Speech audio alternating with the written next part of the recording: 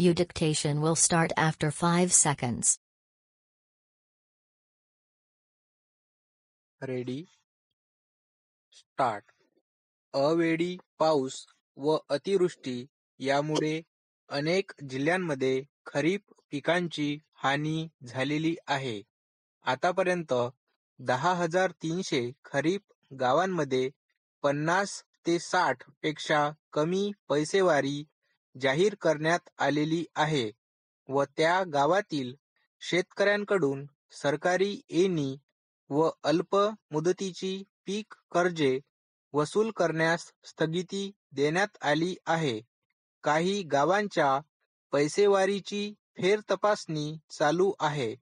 तसेच पैसेवारी निश्चित करण्याच्या पद्धतीचा अभ्यास करून आवश्यक त्या सुधारणा सुचविण्यासाठी सभागृहाचे सन्माननीय सदस्य श्री भगवंतराव गायकवाड यांच्या अध्यक्षतेखाली एक समिती नेमण्यात आली आहे. राज्यातील अवर्षणप्रवण क्षेत्र निश्चित करून त्या क्षेत्राच्या विकासासाठी दीर्घकालीन उपाययोजना सुचवण्यासाठी सभागृहाचे सन्माननीय सदस्य सुब्रमण्यम यांच्या अध्यक्षतेखाली शासनाने एक समिती नेमली आहे. अवर्षणप्रवण भागाच्या कायमच्या विकासासाठी उपयुक्त अशा योजना या समितीच्या अहवालावरून शासनाला हाती घेता येतील अशी आशा आहे. नवीन उपसा सिंचन योजना शासकीय खर्चाने हाती घेण्यात येऊ नयेत असे शासनाने 1978 साली ठरविले होते.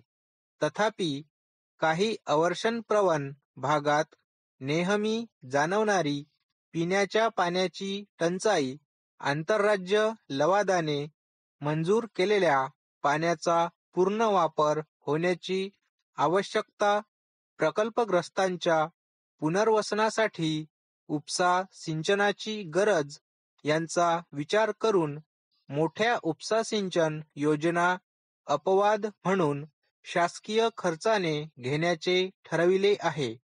अशा योजना मुख्यतः दुष्काळी भाग, आदिवासी भाग व डोंगराळ भागात राबविण्यात येतील.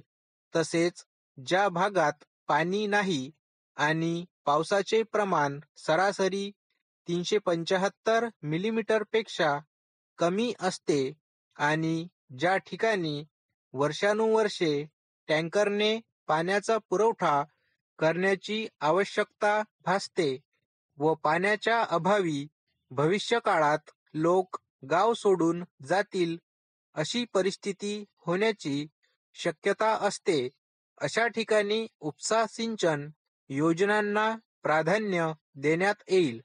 तसेच आंतरराज्य लवादामुळे निर्माण झालेल्या परिस्थितीला अनुसरून आपल्या राज्यात अशा पाण्याचा जास्तीत जास्त वापर करण्याच्या दृष्टीने शक्य असलेल्या उपसा सिंचन योजना देखील हाती घेण्यात येतील. त्याचप्रमाणे प्रकल्पग्रस्तांचे पुनर्वसन करण्यासाठी उपसा सिंचन योजना होत असतील तर त्याही घेण्यात येतील. पूर्वीप्रमाणेच प्रवाही सिंचन योजनांना अग्रक्रम राहील आणि सहकारी व खाजगी उपसा सिंचन योजनांनाही प्रोत्साहन देण्यात येईल. स्टॉप.